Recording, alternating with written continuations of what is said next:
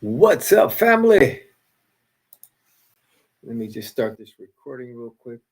All right, let's get it going. Let me see here. Let me just try something real quick. Method. I'm just fixing the recording real quick and then we'll get started. I got a powerful teaching I want to share with you today. It is entitled When God Shifts the Method but Keeps the Message. This is powerful. And we're going to be the theme scripture is Hebrews 13:8. Jesus Christ is the same yesterday, today, and forever. And I want to talk about as creatives, church creatives, maybe pastors and ministry leaders, how we need to make the shift to preaching the gospel online. Now, I'm not saying get rid of the old way, but you want to add this to your repertoire. Example, website, YouTube, podcasts, social media. If your church is not on these platforms, it's time to get on these platforms. And that's what this teaching is about. So go ahead and get locked in. If you have any questions, I'm going to get out the way here. If you have any questions during the, let me fix this real quick here. 1 second. Okay, let me just get out the way for you. All right, let's see. Or maybe I'll just stay in the shot because I can't figure out how to get rid of it. But if you have any questions, go ahead and drop them in the comment section, and I would love to assist where I can. Even if it's after the live, go ahead and drop them in the comment section. All right, let's do this. Number one, God's message never changes, but the delivery does. The way God delivers the message sometimes changes. From the garden to the cross, and from the cross to the internet, the message has always been redemption, but the method has always adapted. From stone tablets to scrolls, from scrolls to the word being made flesh, from letters of Paul to post on Instagram. The message is eternal. The method is seasonal. If you're a pastor right now watching and you don't have a website that's up to date, you're missing a huge opportunity. We're missing a huge opportunity to reach people. Okay? The gospel isn't outdated. Sometimes our strategy is. My goodness. Okay, let's go to number 2. Don't worship the method, worship the God who moves. When Jesus came, people missed him because they were loyal to the old method. The law, the temple, the sacrifice system, the method had become their idol.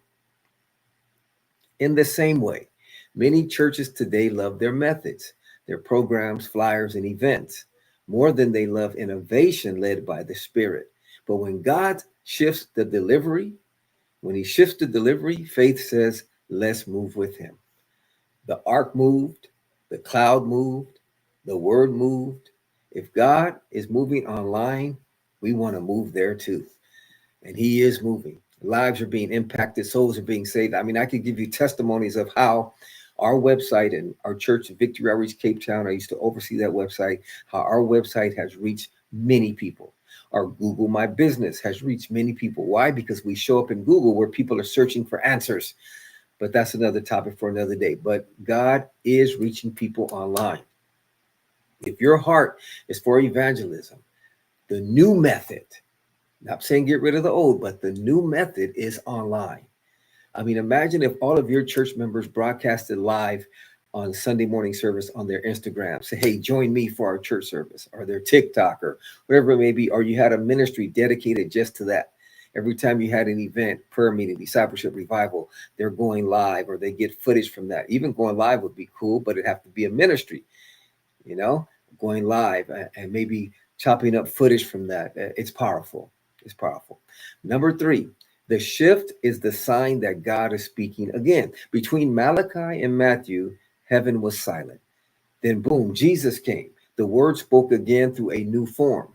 Likewise, we're in a new communication era. The Spirit is still speaking. And one of the ways he can speak to a hurting world is through our online presence. Websites, podcasts, social media, They aren't distractions, they're digital pulpits. Now, they can be distractions if you use them wrong, but they can also be your new digital pulpit. YouTube is the new street corner. You want to get radical on YouTube. The church isn't leaving the building, it's expanding its voice. A lot of people say, well, if we go online and the church isn't going to come to the building. No, you're expanding your voice. If you do it right, you can reach people and get them to come into your church building. And I teach a master class on that. So if you want information on that, drop it in the comment section.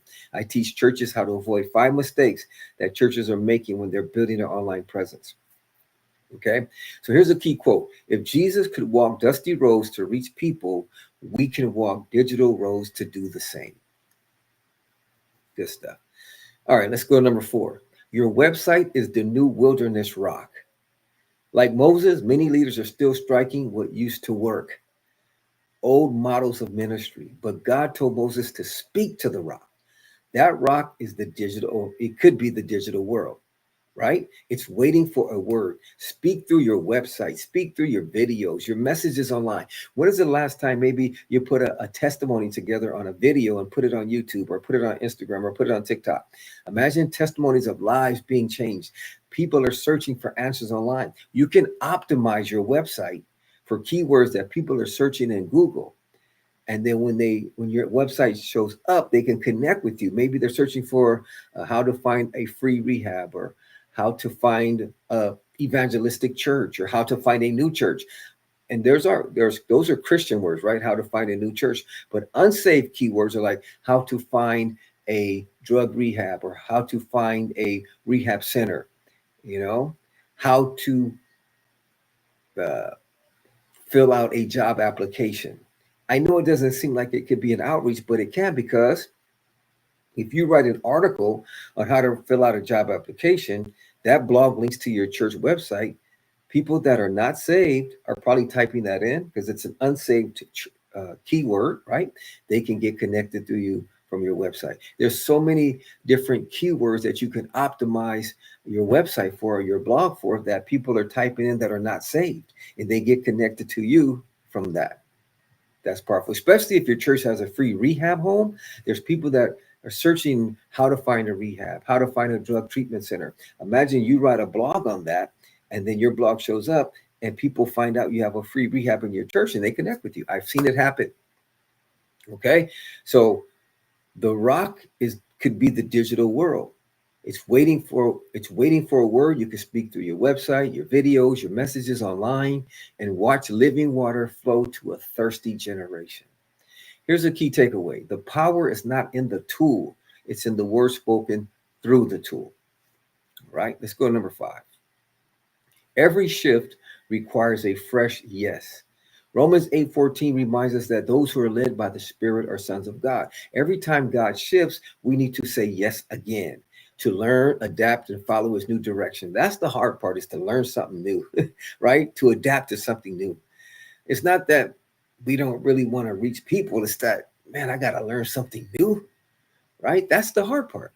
Every new method God gives is another invitation to multiply his message. So I want to encourage you, pastors, creatives, even creatives. Sometimes what you learned 5 years ago can be outdated today. What we learned a year ago could be outdated. There's so many evolving, right? There's so many things evolving. You got AI now that's on a whole nother level, that if we're not tapping into that to use it to spread the gospel, we could be missing out on opportunities. So we might still be back, a year ago, 2 years ago, it wasn't that popular. So it's constantly shifting. And you and I, we want to stay on the cutting edge. So every shift, it requires a fresh yes, and that's learning something new. Like the 4 men who carried the paralytic to Jesus, right? They went to the house. It was packed out. They had to think of a new method. The door was closed, so they had to think of a new method. So they thought of the roof. It took more work. It took new tools. It took new methods, because it was easier to go through the door than it was to climb up the roof. So they had to figure out how to get up the roof, how to lower the man from the roof. You see, so it took more. They had to learn. They had to adapt, but they got the man to Jesus. That's good stuff right there. All right, let's go ahead and get ready to wrap it up. Revelation to application. From Malachi to Matthew, God was silent. From Moses to Jesus, methods changed. God is still speaking and reaching people. Let's not get left behind. Don't let what used to work stop us from stepping into what God is using now. The world is thirsty. The question is, will you strike with tradition or speak through transformation? You can do this online. If you have any questions on how to take your church's online presence to another level, drop them in the comments section. I would love to assist where I can.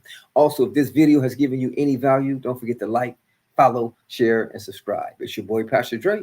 God bless.